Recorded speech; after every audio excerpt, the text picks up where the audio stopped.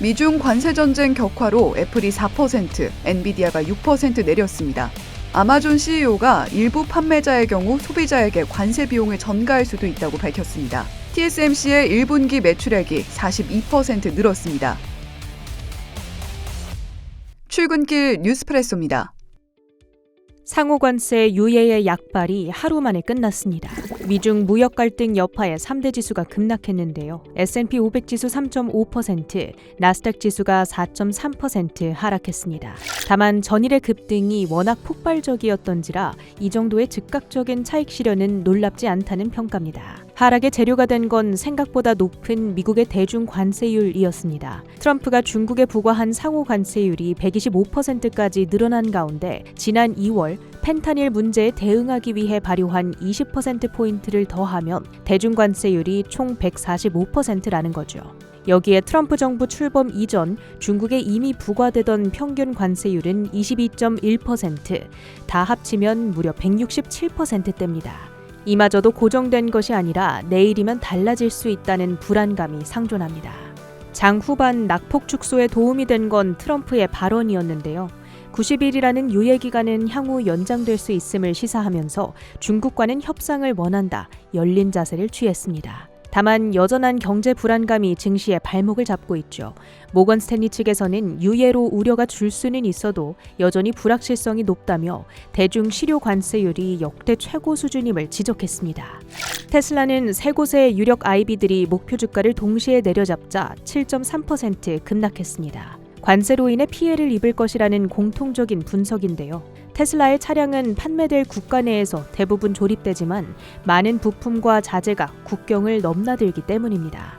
UBS와 골드만삭스, 미즈호가 각각 190, 260, 375달러의 수정 목표가를 제시했습니다. GM과 포드는 UBS와 골드만삭스가 각각 관세에 따른 자재 가격 상승, 이로 인한 실적 부진 우려를 지적하며 투자 의견을 중립으로 내려잡자 급락했습니다.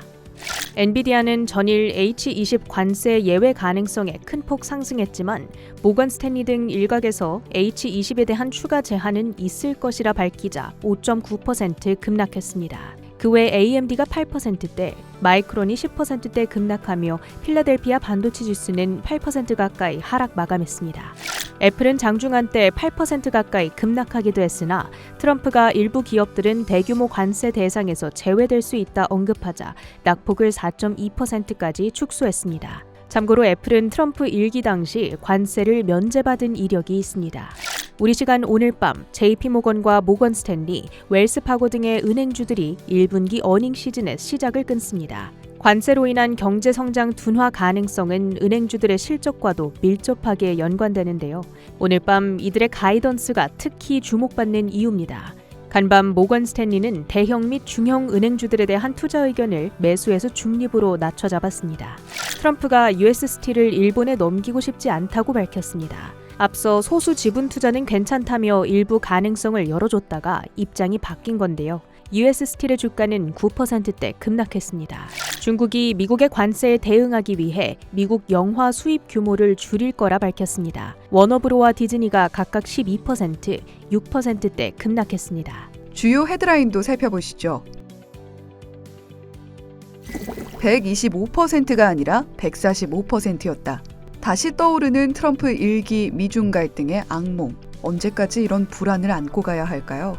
간밤 트럼프 대통령은 강요회의에서 미국과 중국 양국 모두의 이익이 될 협상을 원한다고 말했습니다. 90일 관세 유예 연장도 배제하지 않는다고 전했죠. 대외적으로 나온 발언은 이렇지만 케빈 헤셋의 발언에서 관세 유예 결정의 힌트를 얻을 수 있습니다. 바로 채권 시장의 하락이죠. 최근 시장이 흔들리는 한편으로는 금값이 폭등하고 있죠. 금처럼 미국의 국채도 시장의 안전자산으로 오랜 기간 여겨졌는데 최근 장기물을 중심으로 국채금리가 치솟으면서, 그러니까 국채가가 내려가면서 그 매력도가 상당히 떨어졌음을 알 수 있습니다. 여기엔 트럼프 대통령의 오락가락 정책이 미 국채에 대한 신뢰를 떨어뜨린 영향도 있는데요. 전일 시장의 환호를 우려스럽게 본 IB 의견만 보더라도 조금 더 조심스럽게 시장에 접근해야 한다는 걸 알려줍니다. UBS의 바누 바웨자는 여전한 구조적 리스크로 인해 주가 상승 시 매도 전략이 유효하다 전하고 있고요. 시티그룹에서도 고객들에게 추가 하락을 경계하며 투자 자제를 권고했다고 합니다. 이런 가운데 감세안이 새로운 트럼프 푸시 될까요?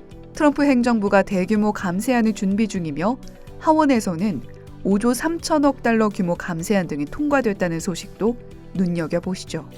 경기의 그림자가 지면 투자자들의 시선은 금리로 향합니다. 간밤 나온 시장 지표는 어땠을까요? 3월 미국의 소비자 물가지수 CPI 예상과 달리 상승이 꺾였습니다. 전월 대비로는 0.1% 하락하며 2020년 5월 이후 약 5년 만에 가장 낮은 수준이었죠. 여기엔 에너지 가격이 하락한 것이 가장 크게 영향을 줬는데요. 에너지 가격은 전달 대비 2.4% 하락했고 무엇보다 휘발유 값이 6.3% 내렸습니다. 에너지와 식품 가격을 뺀 근원 CPI도 전월 대비 0.1% 상승, 전년비 2.8% 올라 0.3%, 3%의 전망치를 하회했고요. 다만 연준의 물가 진단에 더 무게를 두는 PCE에 들어가는 항목인 외식비는 2달 연속 0.4% 올랐습니다. 보통 예상치보다 낮은 CPI는 호재로 작용하지만 이번엔 분위기가 달랐죠. 관세로 인한 물가 폭등이 언제든 가능해졌기 때문인데요. 간밤 연준 위원들의 발언에서도 신중한 기조가 이어졌습니다. 콜린스 총재, 관세로 인플레이션 압력이 커져 금리 인하가 지연될 수 있다.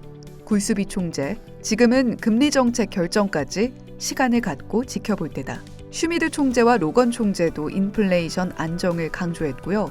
보우먼 이사는 미국의 성장이 견고함에서 완만함으로 둔화되고 있음을 언급했습니다. 미국 시장이 흔들리거나 말거나 TSMC는 성장을 이어가고 있습니다.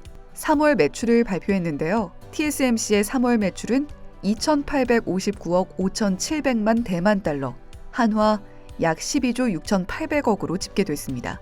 전월비 10%, 전년 같은 기간보다는 46.5% 늘었죠. 1분기 매출도 우리 돈 약 37조 2,400억 원으로 지난해보다 41.6% 늘었습니다. 이번에도 역시 1등 공신은 AI 칩 수요였고요. 스마트폰 수요 증가도 매출 성장에 영향을 미쳤습니다. 이번 매출 성장은 2022년 이후 가장 빠른 증가세이기도 한데요. 관세 부과에 앞서 업체들이 미국 내에 미리 제품을 비축해두는 과정에서 이번 매출 서프라이즈가 나왔다는 분석도 있죠. 번스타인은 관세나 경기 침체라는 위험 요소에도 불구하고 실적과 밸류에이션이 강세 논리를 재확인한다며 최근의 하락이 과도했다는 점과 함께 아웃퍼폼, 목표 주가 251달러를 재확인했습니다. 여기에 아마존이 연례 주주 서한을 통해 향후 강력한 수익을 희망한다면 상당한 자본을 AI를 위해 써야 한다고 촉구한 부분도 들여다봐야 할 듯합니다. 아마존이 2025년 관련 캐펙스 규모로 밝힌 금액은 1,000억 달러, 145조 4천억 원인데요. 관세 불확실성 속 AI는 계속해서 앞으로 나아갈 수 있을지 관련 뉴스를 저희와 함께 지속해서 체크하시죠. 시장이 하루 만에 폭등에서 폭락으로 전환하면서 WTI 원유 선물도 함께 내렸습니다. 3.7% 하락한 60.1달러 선에 거래를 마쳤습니다. 미국의 장기 30년물 국채 입찰 수요가 견조하게 나타났습니다. 달러 인덱스는 한때 100.9선까지 내렸습니다. 다시 안전자산에 대한 수요가 올라가면서 달러 약세와 금리 하락을 반영한 금은 3.2% 올라 3,177달러 선에서 마쳤습니다. 지금까지 출근길 뉴스프레소였습니다.